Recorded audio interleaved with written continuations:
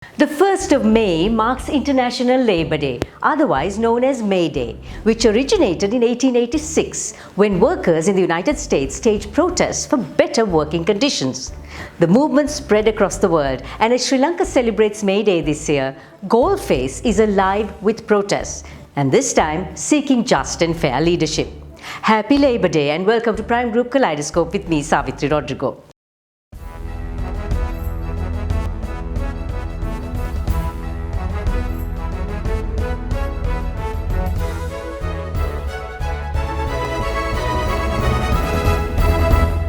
Welcome to The Grand, Ward Place, an award-winning condominium project where luxury embraces aesthetics, discernment, life and privacy as one. Call 0702 777 777 to schedule a private viewing today.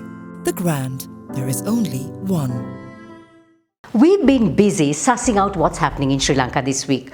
Restaurants are firefighting, the stock market needs stabilizing, checking out the IMF checklist and portraying the nowness with an artist, plus lots more tidbits.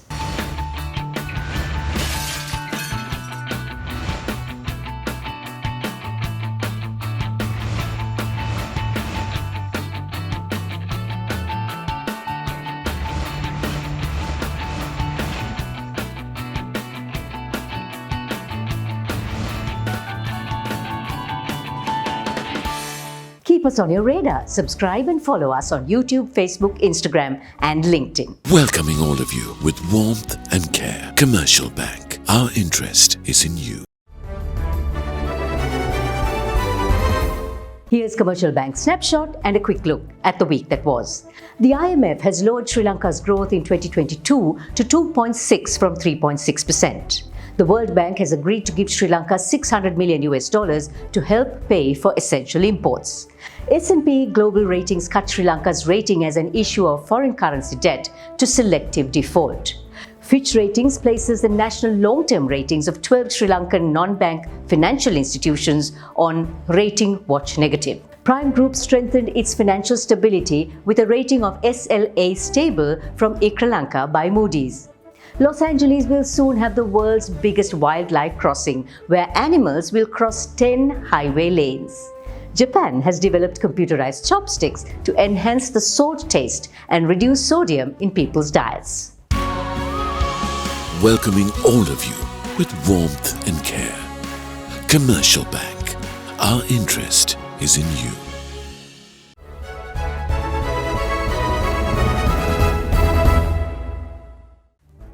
Welcome, you're watching our Commercial Bank News Capsule.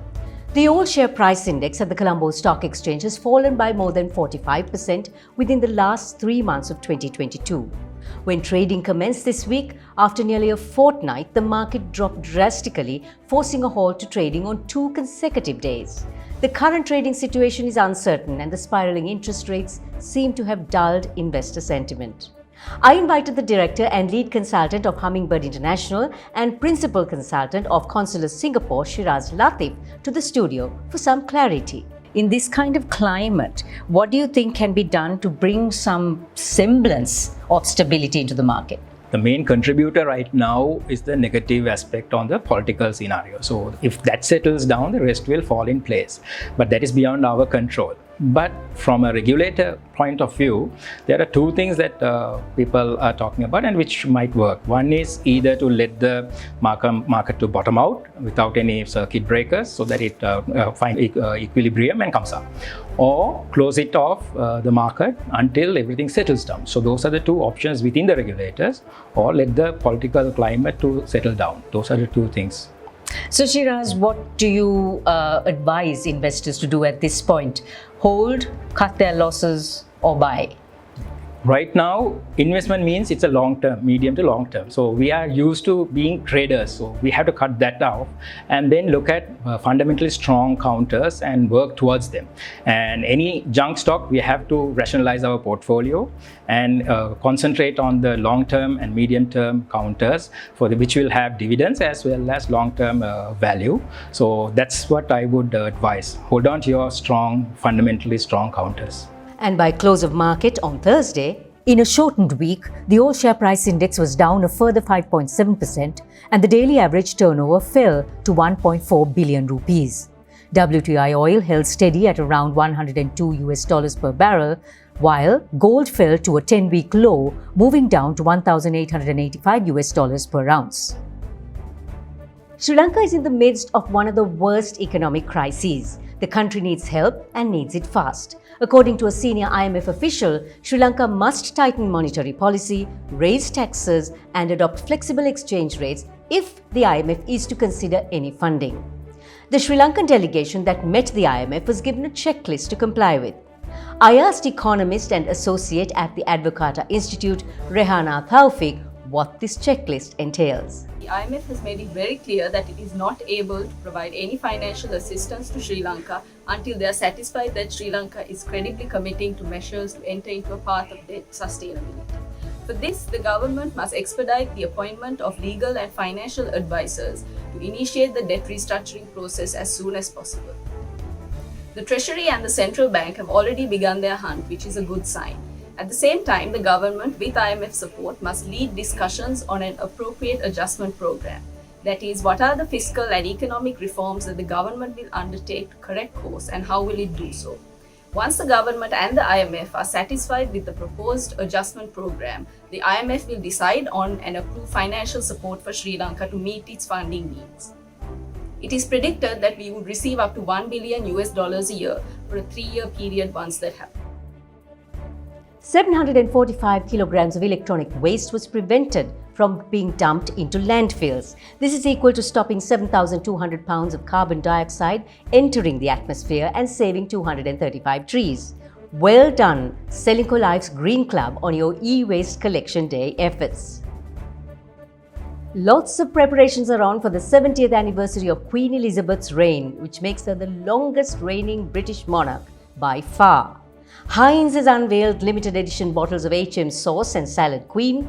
A giant sculpture made from 350 indigenous British trees will stand outside Buckingham Palace, and most remarkably, Matter will release a Queen Elizabeth Barbie doll.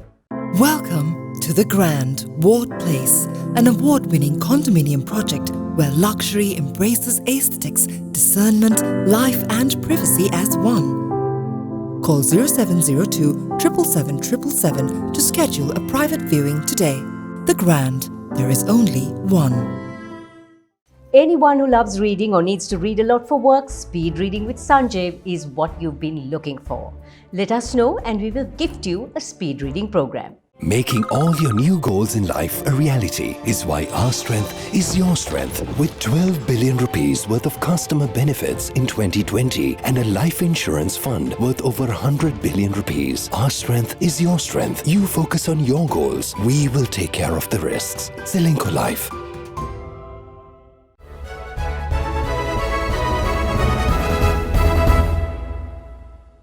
The economic crisis that has devastated Sri Lanka in recent months has brought about a crippling shortage of basic necessities.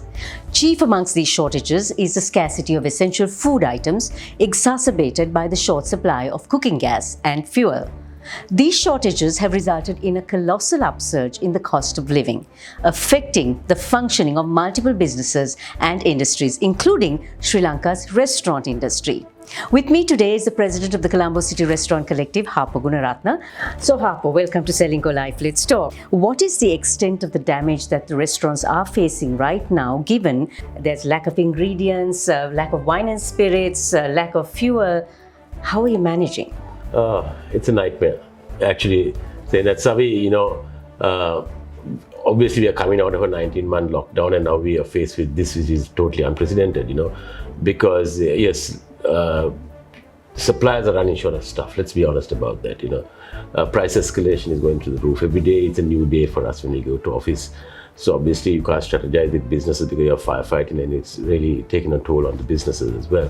Alcohol, beverage and food, yes, suppliers are not having it. So it's a tough one, it's a tightrope we're walking on, say, put it that way. Listen, are we killing the goose that lays the golden egg? Because somehow the F&B experience is part of that tourism experience. If we're not able to give that, what do we give our tourists? You see, so to tourists, to a certain extent, tourists, they come in here to look at a local experience, very much of a local experience. And when you talk locally, your ingredients are kind of there. You're kind of okay because you can manipulate the menus with the local ingredients, and that's what most restaurants are doing now. Because they are able to work with the local ingredients. Going forward, that's going to be the norm. You cannot depend on imported stuff like the cheeses, the salmons, the steaks, the lamb racks, and whatever. And even the beverages, because there are certain beverages which are not being brought into the country now. So from a tourism aspect, it can work to a certain extent, but the crisis is not helping the tourism industry to be that way, for sure. So let me get back to what you said about the local cuisine is what we would be selling, which is very fine. Yeah. But not every tourist wants to have local cuisine day in and day out. They need the change, and that was what we were good at. Yes. Now what happens? They'll have to wait and see. I mean, in the sense, what do you do? I mean, you can't give them anything. There's nothing you can do. But when you talk of meats, slowly start moving out of the local meats. There are good local meats coming out of, Norelia, for example. You get some good meats coming out. So if you're looking at steaks and stuff like that. So you have to convert your business into that area. The seafood, yes, we have great seafood in the country. So meats, yes, we have to look at that. So those things will happen. How much longer do you think the industry can hold out given the situation? You see, Savi, that's one thing I must say, the hospitality industry is the first industry which gets hit. The IT works, the construction works, the government industries work. We are the first to get hit. If you look at from tsunami to the Easter Sunday, and we are hit again, they put it that way. But we are also the first industry to bounce back. We are quick to bounce back because people want to go out and people, that happens. So God only knows how long it's going to go on to. We cannot go on like this. It's very, very tough for the industry. Now, besides everything this industry has gone through, what I admire about your industry is also the fact that you give back. Now, your initiative, Food for Survival, the Colombo City Restaurant Collective's initiative, Food for Survival, is wonderful. Tell me how it all started and who are the beneficiaries? Yeah, so it was the CCRC, the Colombo Collective Restaurants. It was actually Dinali Bandaranaka's idea. I think it was a great idea, and she's like the main person coordinating and doing this whole thing. And it's a super initiative because lots of people are going through a tough time right now, and I think it's a good time that CCRC comes out and lends a helping hand to those less fortunate people. And we will continue doing that. We are also having the dry ration packs being done, and those who want to donate can donate. There's a Swift code there where they can donate on that. It's on all the social media pages as well. So we will continue to help, and we hope that people will come forward and donate as well to us. Good luck, Harpo, and I hope your giving hearts that you have will bring you more and more, and we can all ride through this together. Yeah, we need that.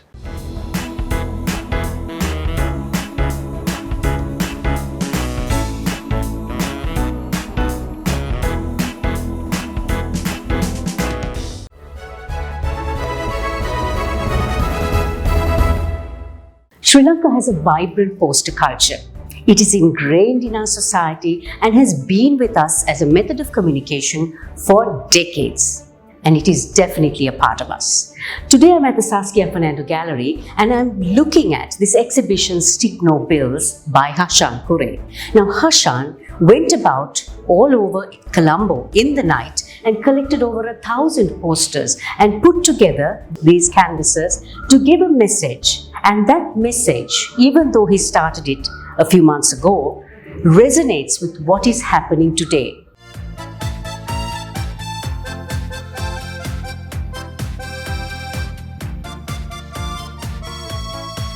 As a country, as a generation, we are in a very critical situation. But I saw this moment last year, and that time I tried to identify what are the problems we faced tomorrow and day after. I saw there are so many things talking about social matters, social problems, political agendas, and against things, protest. Day by day, I am seeing what is happened surround our country, what is happened around our life.